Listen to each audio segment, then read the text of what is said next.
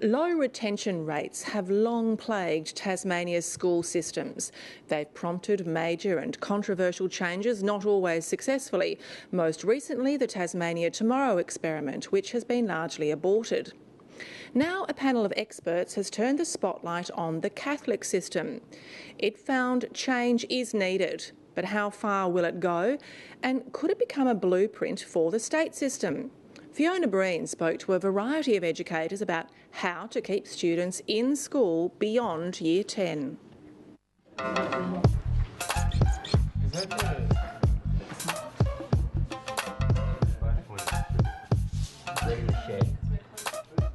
For the principal of Guildford Young College in Hobart, its inception seems like yesterday.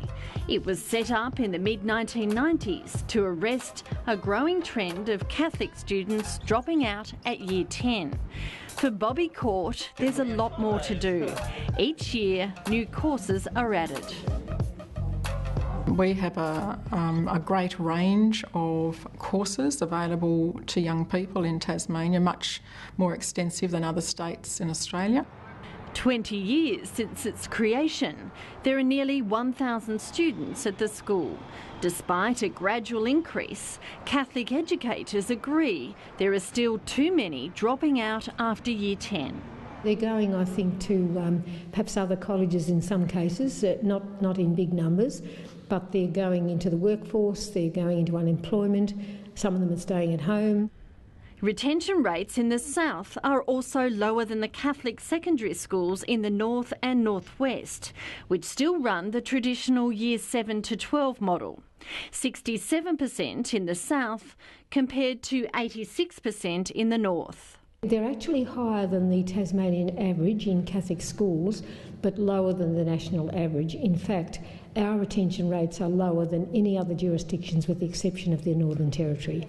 Guildford Young College and all the other Catholic secondary schools in the state have been under the spotlight in a review commissioned by the Archbishop Adrian Doyle. The review was conducted in 2 or 3 significant ways, certainly through questionnaires and inviting people to respond in writing.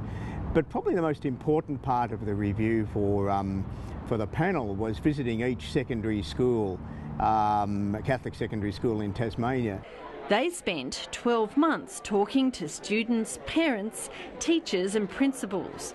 What stood out in Tasmania was the unique structure of schools in the state's south. The structure of schooling, particularly in the southern part of Tasmania, is different to probably what most children or most young people would experience in schooling in Australia. It's that break between Year 10 and the senior colleges that became the focus of concern. The review panel found trends suggesting the Year 11 and 12 model impacted negatively on transition from Year 10 to senior secondary. There's a risk at Year 10 that can be seen, and certainly in people who spoke to us it was observed, as an end to schooling, and that it necessitated a further question in the mind of young people and their families as to, do I continue education, and if I do, where do I continue that education?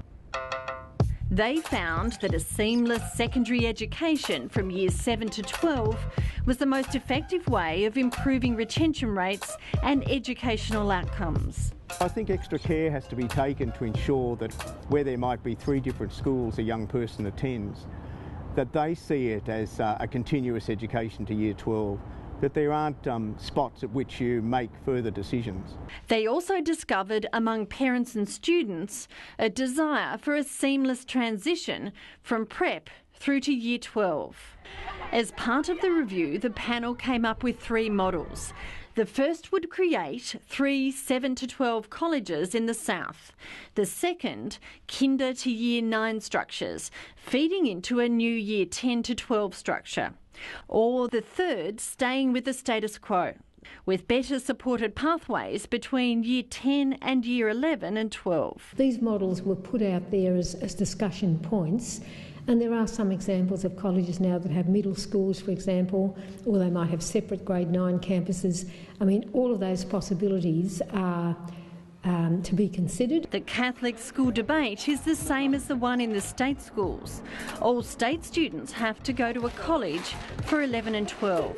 After years of turmoil because of the Tasmania Tomorrow changes, the problem of retention is still being addressed. The Education Department and the University of Tasmania are conducting a study on the issue. It's already coming up with some startling results. We tend to have a situation where girls are staying on at school more than the boys.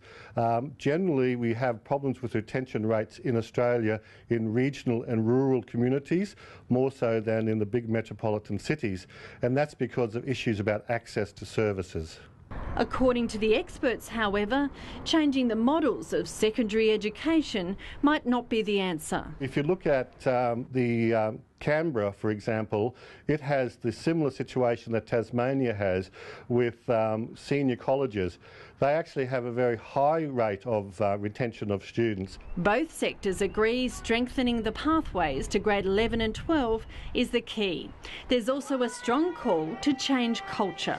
There has been a culture in Tasmania that it's okay to leave school in grade 10. And look, with rare exceptions, it's not okay to leave school in grade 10 now.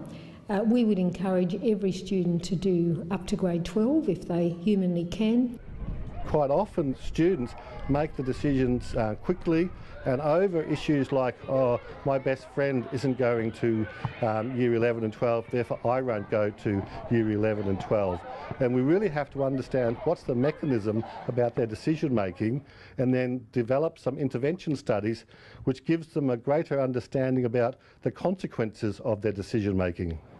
Practically and more immediately, it spells the end of the popular Year 10 formals, certainly in the Catholic sector. We think that the idea of creating a symbolic closure at the end of grade 10, which gives students the impression that it's all over now, we've celebrated, we're free to go, we're young adults now, is